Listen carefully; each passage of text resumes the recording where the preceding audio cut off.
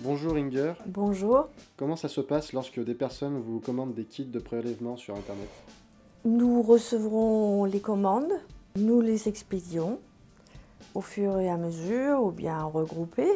La personne reçoit donc le matériel pour un prélèvement sanguin, pour Immupro des 100, 200, 300 et un taux 100 est un prélèvement sanguin qui se fait au laboratoire médical, tandis que pour les tests immunominceurs, le kit de prélèvement contient un petit buvard où on fait un petit prélèvement sur le doigt soi-même, chez soi. Donc dans chaque kit de prélèvement, il y a un protocole à suivre avec toutes les données pratiques pour pouvoir, en bonne et due forme, se faire ces prélèvements et les envoyer au laboratoire pour des analyses. Vous avez participé au développement depuis plus de 10 ans, comment percevez-vous votre rôle au quotidien? C'est un rôle d'adaptation, vu que nous ne sommes pas aujourd'hui, bien sûr, dans la même situation qu'on l'était au départ.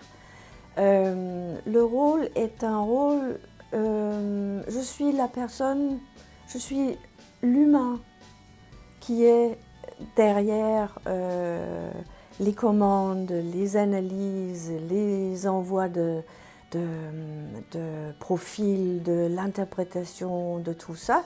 Donc je suis la personne qui suit les tests réalisés, qui assure que tout se déroule en bonne et due forme, qu'il n'y a pas de problématique autour des envois.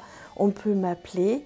Bien sûr, tout est expliqué dans les protocoles, mais c'est important qu'il y ait une personne aussi qui suit ces tests qui sont réalisés. Parfois, les gens sont un petit peu hésitants vis-à-vis de tout ce monde médical qui est un petit peu inconnu pour eux.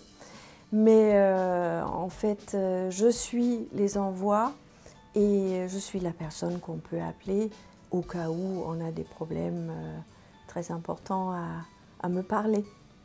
Quelles sont les questions les plus fréquentes que vous avez?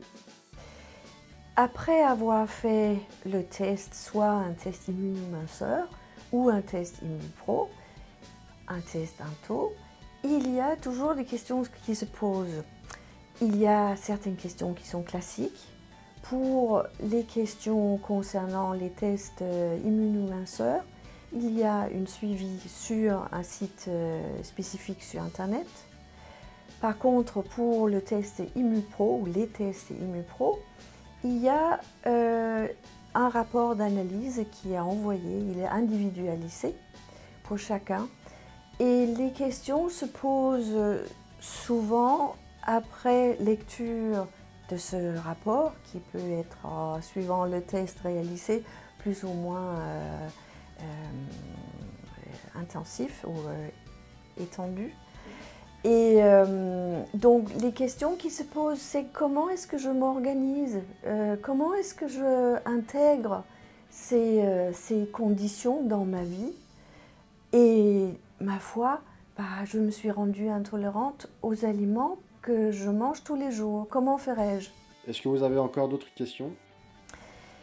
D'autres questions, c'est souvent les personnes qui ont fait le test qui les posent.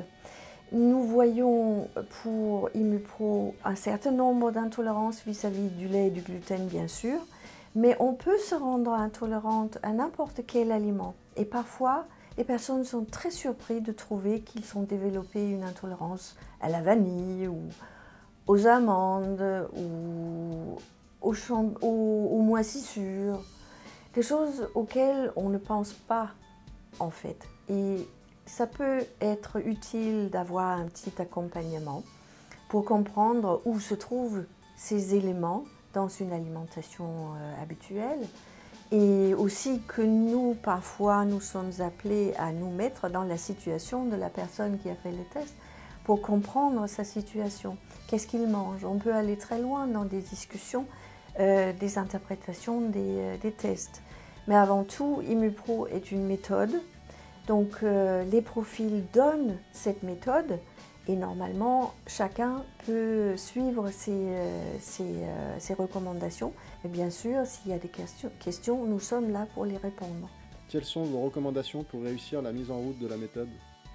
Se donner le temps pour bien comprendre ce qui est écrit, véritablement. Ne pas paniquer, se dire qu'on n'est pas plus intolérante le jour où on apprend les résultats que le jour où on a fait l'analyse, seulement on est mis au courant. Donc se prendre le temps pour comprendre ce qui est écrit et se motiver aussi pour se dire maintenant le travail est à moi. C'est moi qui dois appliquer maintenant des recommandations et se donner un petit moment pour mettre tout cela en place tranquillement et essayer de suivre au mieux que possible et au bout de 15 jours de suivi vraiment ciblé, se faire un petit bilan. Comment vais-je? Qu'est-ce qui a changé? Qu'est-ce que j'ai gagné? Qu'est-ce que j'ai éliminé? Qu'est-ce qui est passé? Et après ce bilan, très ludique, avec chacun pour soi, normalement, il y a assez d'éléments positifs pour que la personne est déjà motivée pour continuer. Merci beaucoup. Je vous en prie.